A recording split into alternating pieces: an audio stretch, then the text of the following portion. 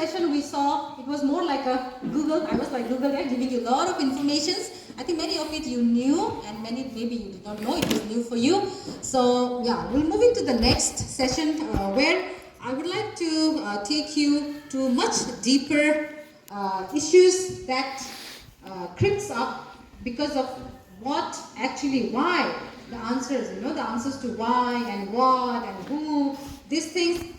Because see, every addiction, whether it's social media, whether it's alcohol, or it's a pornography, or any kind of addictions that we have in life, there is a reason behind it, right? It's not that you just become addicted to something because you like it. No. Because see, in deep, no matter what generation we are in, like before we saw, the early boomers, and then generation X, Y, and now generation Z, now, the Gen Z. All of us, no matter how modern and how latest generation we are, we all have the same old need, and that is the spiritual and emotional need. The same need, the same questions that were asked many centuries ago by people and the youngsters like you and me. The same question of identity. It's the same question of purpose. It's the same question of worth. Like, what am I worth? What is the purpose in my life? So that kind of question, and then the need for the emotional needs, like the need for love and appreciation and validation, like we said in the first session. So why we are the reason behind all our activities in the social media. If you look deep into your heart, it is all because of these issues that we have. This need, especially these two needs, emotional, which is love, affirmation, validation, your worth, and spiritual, the need for God. So these two issues, these two needs drives every addiction or every single thing that we go through in our life. So see, digital media or social media is only one of those places where we try to find meaning and get answers to our questions. Yeah, there are so many other places where we try to find answers, but this is one of those wrong places, I should say, where we try to find our identity, where we try to find our purpose in life.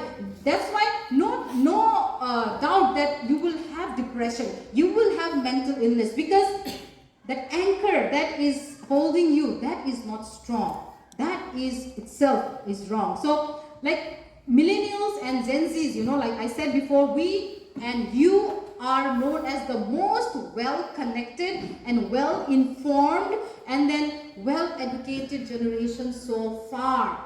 You are the most educated, but also you are and we are the most confused generation. Why is it so? See, Gen Z or even millennials are also known as there are various terms, but two terms that are used is, one is strawberry generation. Have you heard? Strawberry generation. It was coined in Taiwan. And another is snowflake. What are the characteristics of a snowflake or a strawberry? Strawberry looks very pretty, yeah? When you see the pictures, even looking at the pictures, you feel like eating, right? It's so delicious it looks. But how is the lifespan of it? Does it last very long? Have you ever kept strawberry in your house? Even if you keep it inside the fridge, within few days or maybe some hours also, if it is in a hot place like Dimapur or Delhi, it will start molding. So our generation, your generation, is also known as this strawberry generation, snowflake. Because snowflake, if you look closer into the snowflake, it's say that it's every snowflake is unique. But it dies so fast, yeah? It's gone in a few seconds. So the analogy is that the older generation people, they say that this new generation people, this millennials and Gen Zs, are like strawberries and are like snowflakes, which look very attractive, but they cannot handle pressure. They cannot go through hard times. They look very good outside like strawberries. They think, and not only they look, but we also think that we are the smartest, we are the most educated. Like I said before in the first session, we don't need you. We say to our older generation, we don't need you. So that mentality, and with that outlook, we go outside and we are named, and you are named like this strawberry generation, the Gen Zs, and then these millennials are all snowflake generation because they cannot handle the hard things in the life, and that is there. So what do you want to continue with that name given to you, or your generation, my generation? Do we want to continue like that, or we want to change the definition? We want to change what people think about us. We want to change what people say about us, not only look down on us as a generation, right? See, we are so like I said, well educated, well informed, well communicated, well connected, but also most confused generation. Why? Have you ever been to a mall? And even normal departmental store also, if you go, do you see the barrage of options that you have? In our, like when we were younger, there was like Parle-G, and there was one cream biscuit that I really liked. My grandfather used to bring, I don't know the name of it, but I really liked it. There were not much options. But now if you go to buy a biscuit, there is like thousands of the options. And this one, so if never, like, I don't like taking my children for shopping because they will point their hands on every single thing that is available in the counter, and we cannot buy all of that, right? So the options, not only I'm saying in the food market or in any area of your life, the options are unlimited. So we are so confused because we are bombarded with so many options that we have in your screen, in your life, in your colleges, wherever you go. This generation is also the generation that many say that they know that there is something in their life that God wants to do, but they question what is. Many young people, they will come and say, I really feel like God has a great hand on my life, that God really wants me to do something for Him, or He really has a purpose in my life, but I don't know what it is.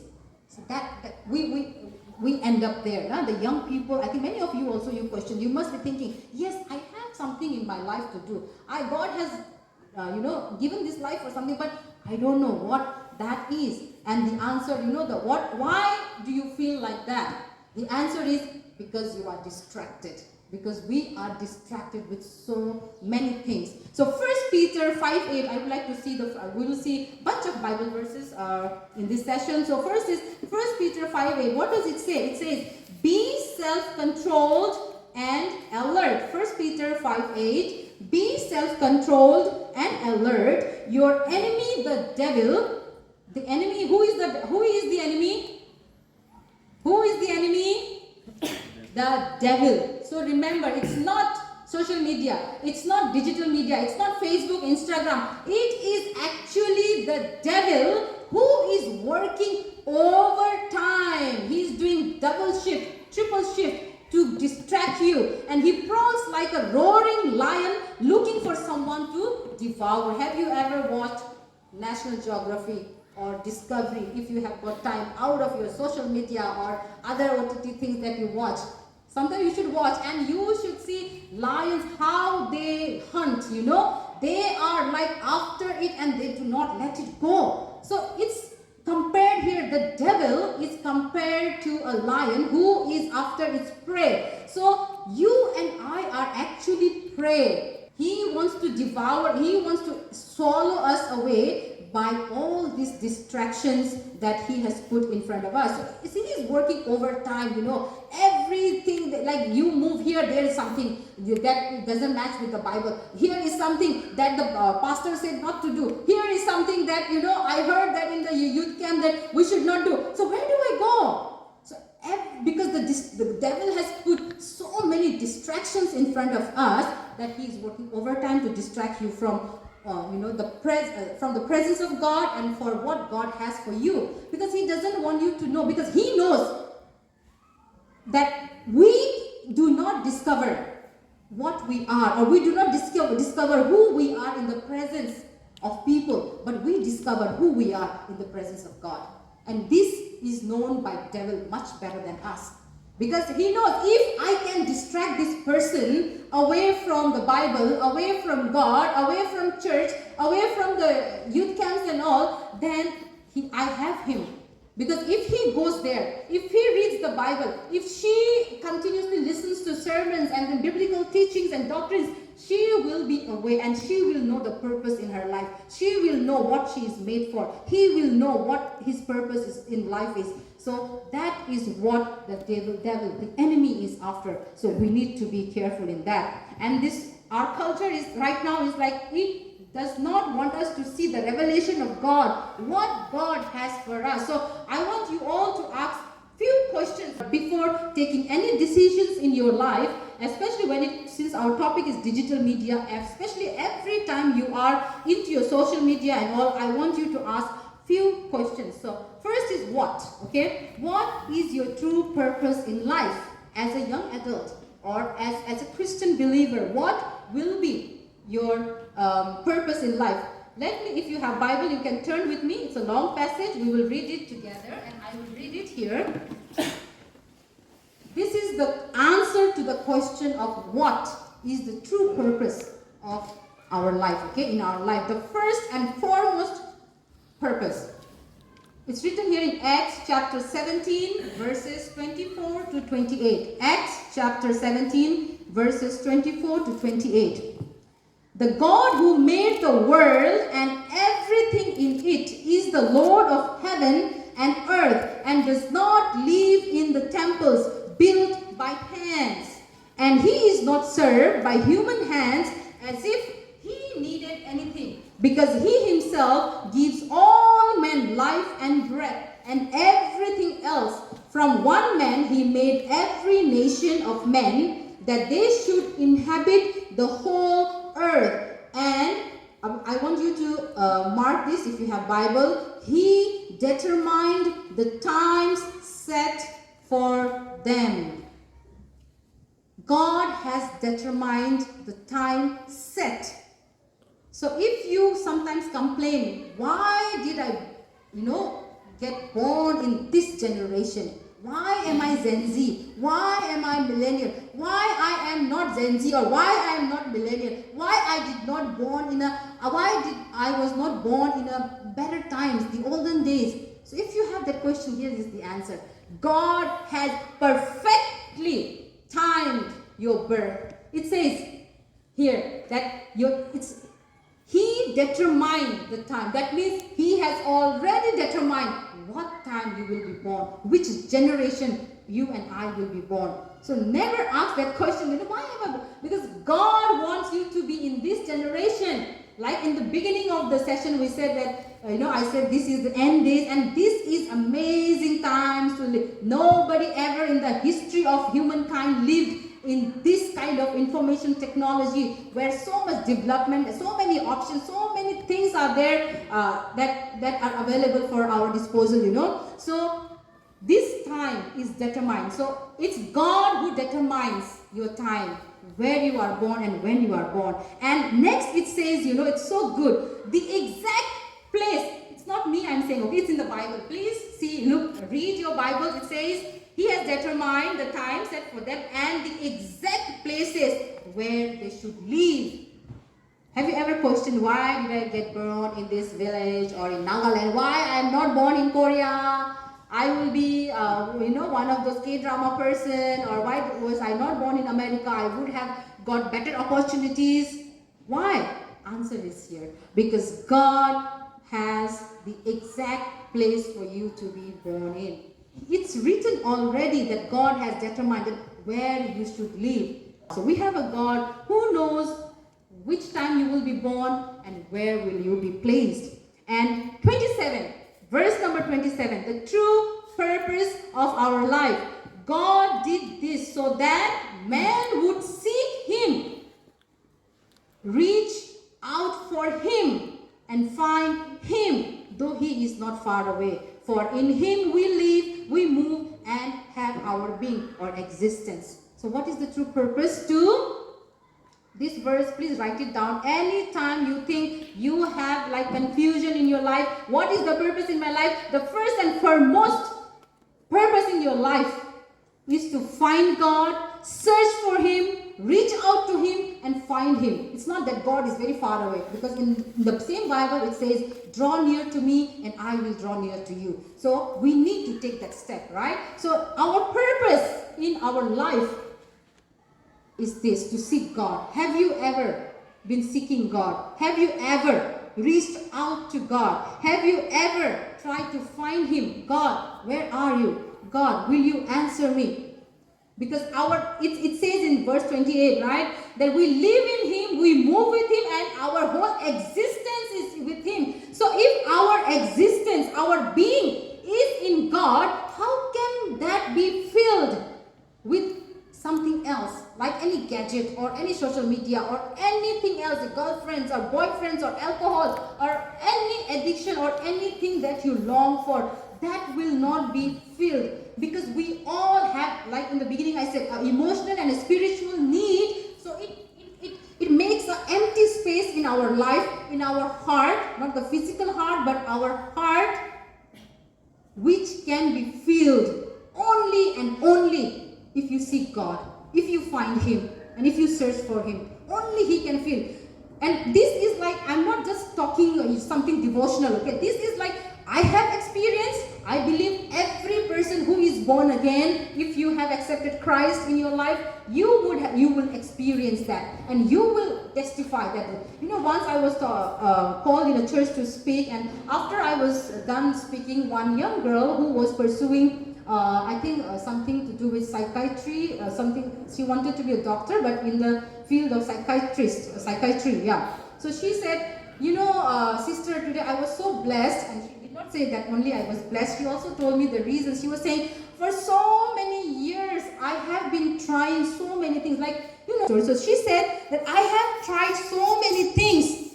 There is nothing that I have not done to fill this emptiness in my heart. And she was a young girl who was pursuing her doctorate.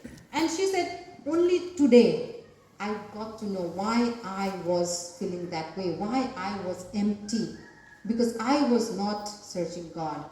I was trying to be positive. I was trying to have a good attitude. Yes, you need to have positive attitude. You need to be a good person. But it is not enough to be just good. There has to be God in our life who can fill that void and that emptiness in our heart. And that no matter what, you try it, even if after finishing this camp, if you go back and you go back to your life and you start doing the things that you did, you do not search God, after 10 years, you meet me and you will say, I'm still empty. I'm still purposeless. I still don't know who I am. I still don't know my worth. You know why? And then I'll answer you, this is why. Because you did not search God. You did not seek his counsel.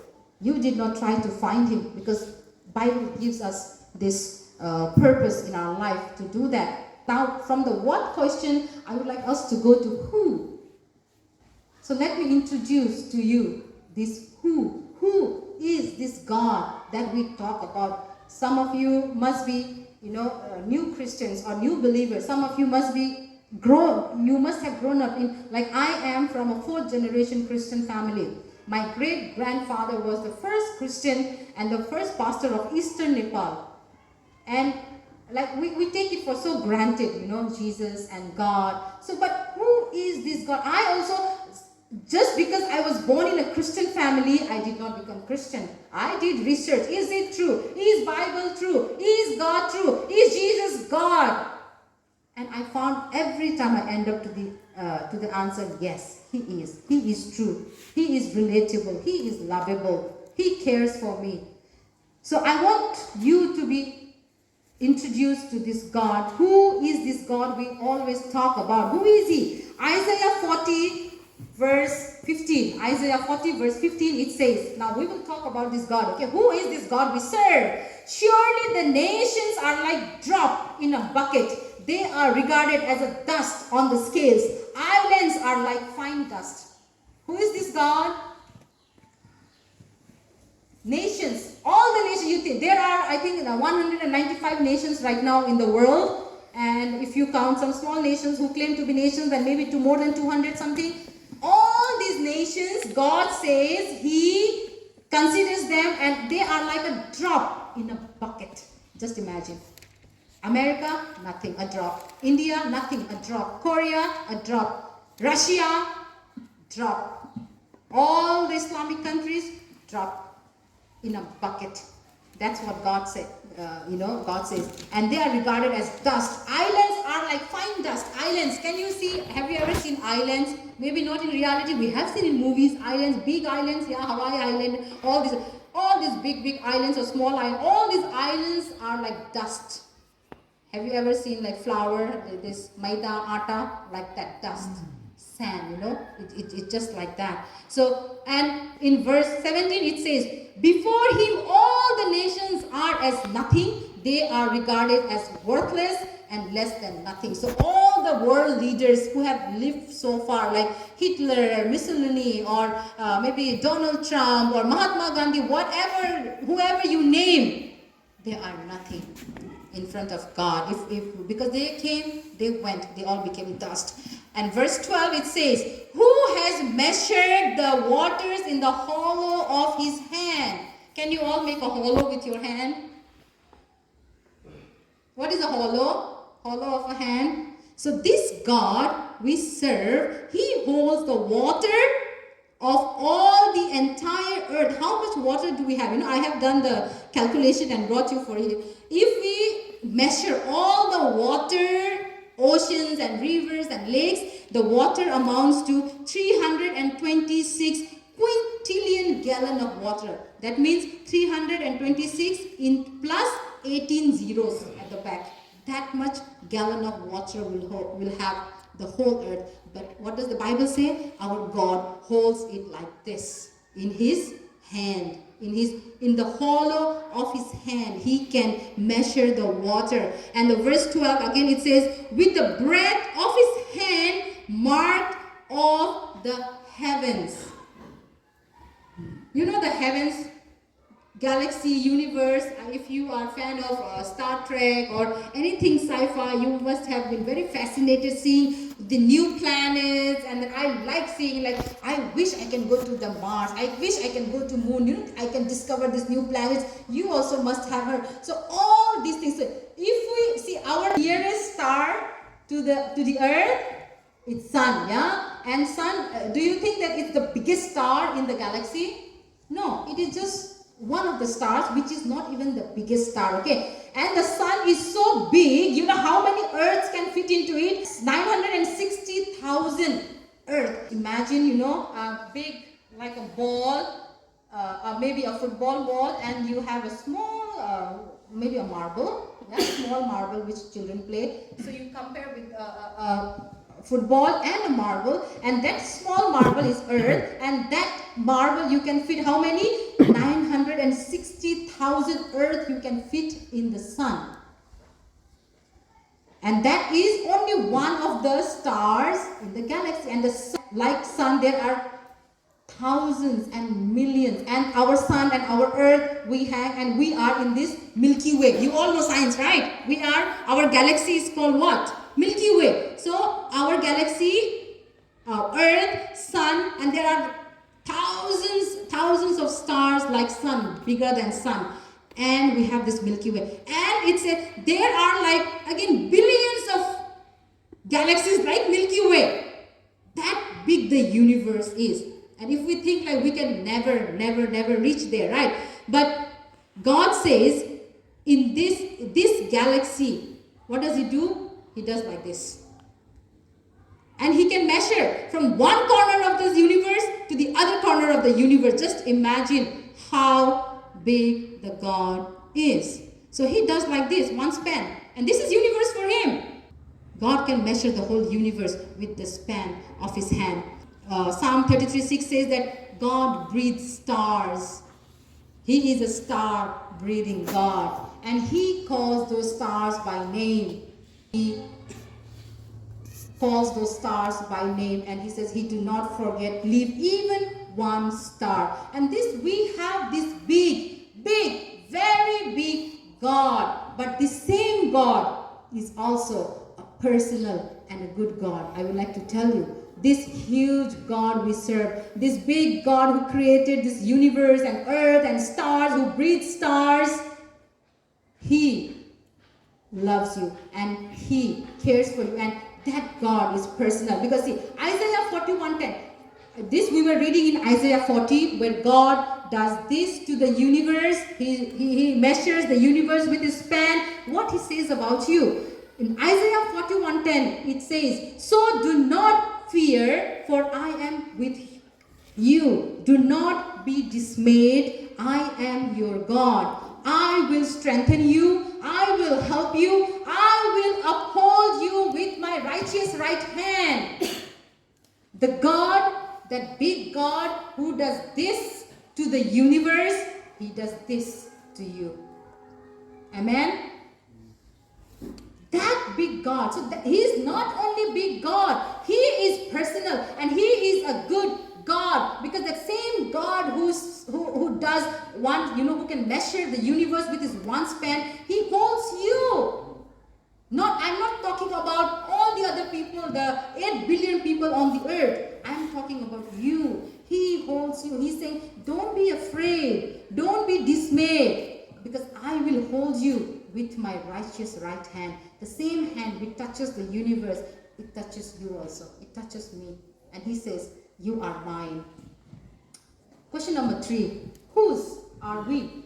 So we saw what is the purpose in our life, the true purpose.